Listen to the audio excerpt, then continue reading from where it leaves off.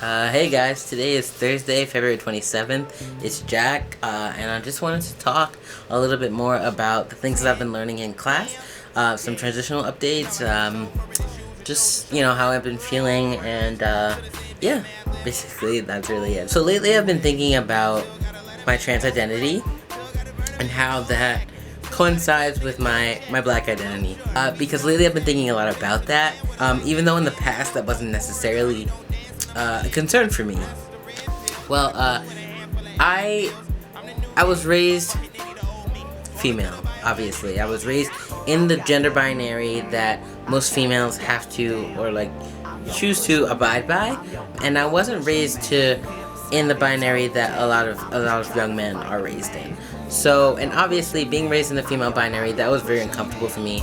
And, obviously now I know why, and in retrospect, I know why, those gender roles, those things I was told that I had to do are very uncomfortable for me. I wasn't raised with those social customs that a lot of young men are raised to have, So, people, obviously for most of my life, perceived me as female. And they saw me and they perceived me as a black female.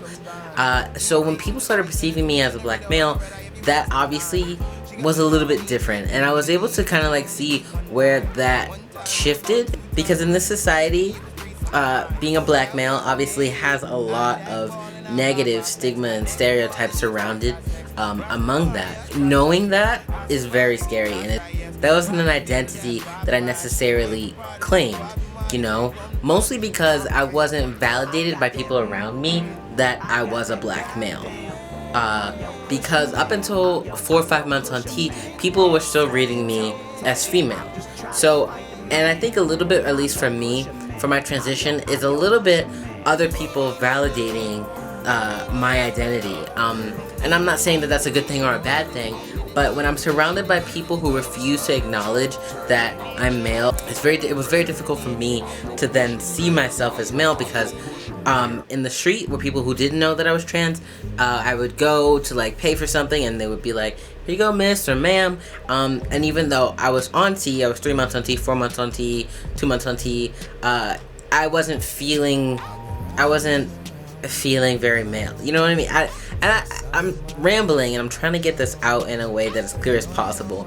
But because people weren't reading me as male, it kind of popped my bubble a little bit, rained on my parade, because I wanted that so bad. I saw myself inside as a black male, but people weren't seeing that. So it was difficult for me to take on that identity and, see how that was to work in society if people weren't affirming that that's what they too were seeing, if that makes any sense.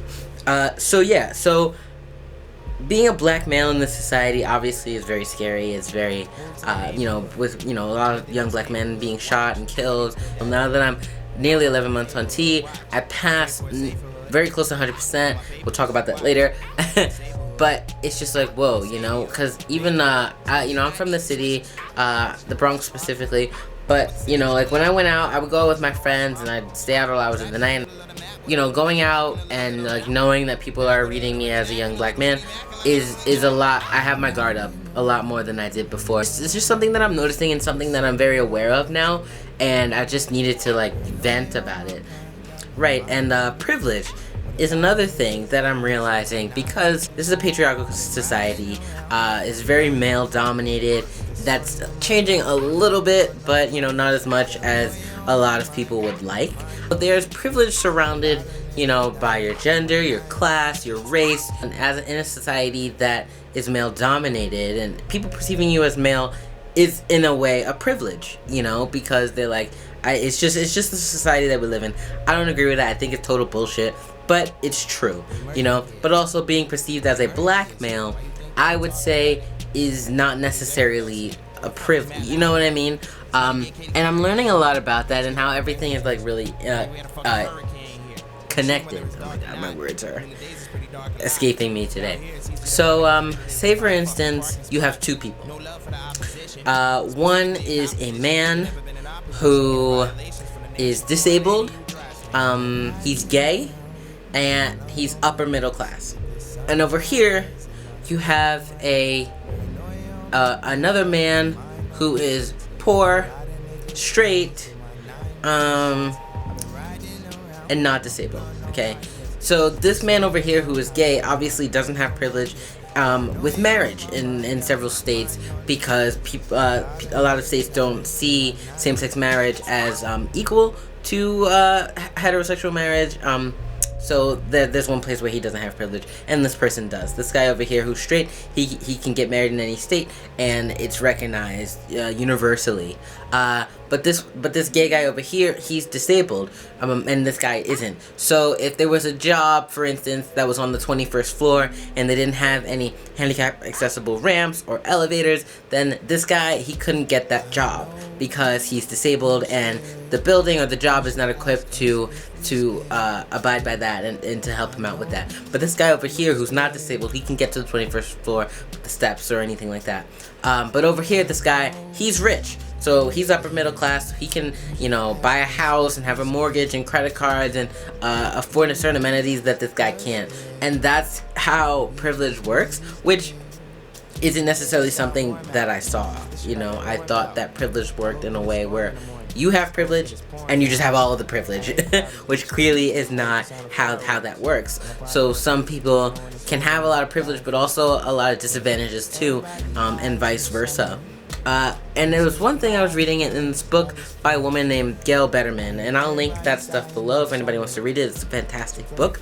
But in one chapter, she talks about this feminist who's white, and this feminist, was fantastic. She was like, women could do what men could do, and women should be equal, and that's basically what the idea of feminism is. To be a feminist is really just you believe in gender equality. But yeah, so she was like, women are equal, women are the bomb, they could do this, not those words exactly, but I'm paraphrasing. But she didn't believe that black women deserved the same privileges as white women, which is like, what? You can't, in general, you can't preach for something. You can't say, all women are equal, all women are just as capable as men, all women can do anything that men could do, but then you're saying, oh, but not those women over there. And you can't do that, because race and gender are two things that are very connected, and you can't separate those two things no matter how hard you try. And then on to being misgendered. I am nearly 11 months on T, and sometimes I get misgendered. Usually, actually, it's only when I'm with my girlfriend, which is very interesting. Like a few weeks ago, we went to Applebee's, and the woman who was seating us, she says, "Hello, ladies," and I speak up, I say, "I'm a guy," and then the woman says, "Oh no, I'm so sorry, oh my goodness, I'm so sorry," and I'm like, "No, it's okay." This woman, she felt awful, and I was like, "No, it's okay," but it's also like weird for me, because I'm like, I'm almost a year on T, I have a deep voice, I have facial hair, I mean, 99.9% of the time, people are gonna read me and see me as male. My name has been changed on all my credit cards, my gender marker, all that stuff, so when people say use female pronouns, it's like not something that I'm used to hearing anymore, so it's just like, what, wait, what?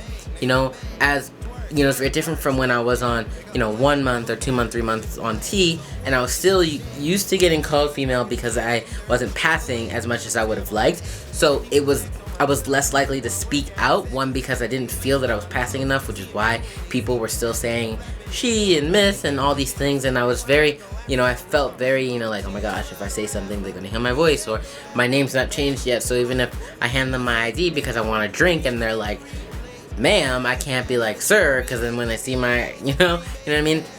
But now I'm like, no, no, I'm male, and then, then it's just like, but lastly, top surgery, that's scheduled for me for June 18th. I'm very excited. I feel very blessed and happy and fortunate to be able to have that. Very happy, and I'm very excited. So, if anybody has Tumblr, I use it religiously. So if you want to follow me, I follow back. If you want to message me and talk to me, I'll talk back. But yeah, I will link down a lot of stuff for you guys. That's all. I hope I rambled on too much. You guys are fantastic. I hope that everybody is having a great semester. Yeah, bye.